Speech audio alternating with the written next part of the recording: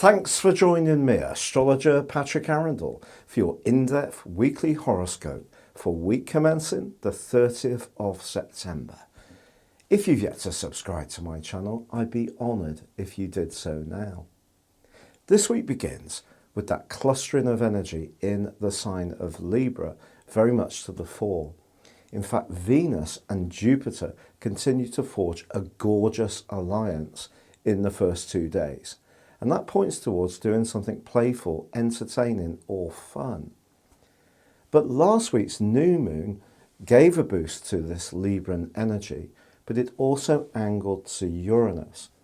So over the next 4 weeks, it is going to be important to understand, whilst we're working at our relationships, which Libra governs, to just be conscious of how our values match up to the people we encounter.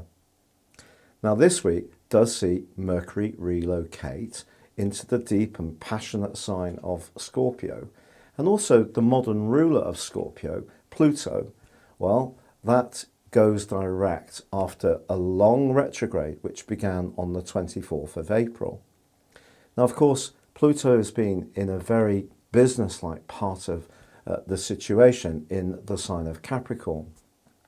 So I think if there has been any kind of delays or slowdowns around the enterprise that you're involved with, that can ease now.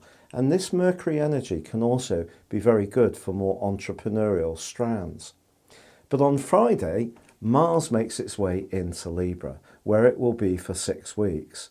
This is a tremendous transit because it does in some ways diminuate the more egocentric nature of Mars. Libra being about trying to find consensus, and Mars being very much about I, the self. Well, it is actually technically in detriment in this location. But I think it gives us just a desire to get firmer boundaries, which can be a good thing, be a bit more competitive, which can be a good thing, but competitive in a way which seeks some kind of collaboration or cooperation with others. And that's where it's working through the energy of this Libra influence. But it is true to say that we have a quarter moon in Capricorn on Saturday, and that's going to be absolutely conjunct Saturn. And Saturn in Capricorn is quite a sobering kind of energy. So we may encounter someone from the end of this week and into next week who, however much we try to reach out to them and understand where they're coming from, they may be quite resistant to our charms. But equally, it's not going to be a good thing to try too hard to be a people pleaser. We just need to be naturally ourselves. Your specific forecast, Libra, is fascinating. Last week's new moon in your sign was so empowering, yet you do need to stay mindful of balancing what you need to do as an individual with how your close connections with others are affected. And there could be some jerky, unexpected changes or proposals. And of course, we can't control everything in life. Your great asset is trying to be reasonable, finding balance. And certainly on Monday and Tuesday of this week, with your ruler forging a beautiful link with Jupiter, a conversation, a meeting, a book you read, a concept you grapple with can really uplift you in the most delightful of ways. Midweek, however, Mercury moves out of your sign and into Scorpio, making you more mindful of resources.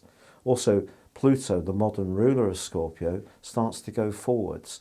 Now, if there has been some quite heavy emotional, family or home-based issues that have hung over you since the springtime, I do feel that these can ease a little bit. It's also true that Mars moves into your sign. If over the last 6 weeks you've gone through some moments when you felt unexpectedly angry at times, or irritable, or perhaps that others felt quite tearful, it really wouldn't be a surprise. Mars moving through the 12th solar house can be tricky. But now it moves into your sign, you're going to feel really in the present. Your energy can improve, your sense of motivation, you can feel much more focused, and over the next 6 weeks can achieve an enormous amount. The key is going to be keeping that focus as as narrow as possible. Don't spread yourself too thinly. Just really have some key aims and pour all of your energy into them.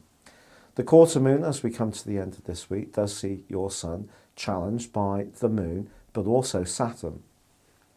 As much as you may have this drive and clear objective about what you want to achieve, someone close to you may see it very, very differently, and in fact be very reluctant to give you the support that you feel that you deserve, and that can be so frustrating.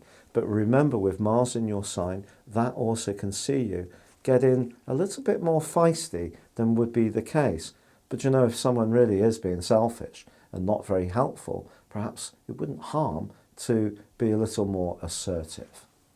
If you'd like to know what 2020 would hold for you personally, you can order your chart based on your time, date and place of birth, and get the rest of this year 3 plus 30% off by clicking the link beneath this video. But for now, good luck and goodbye.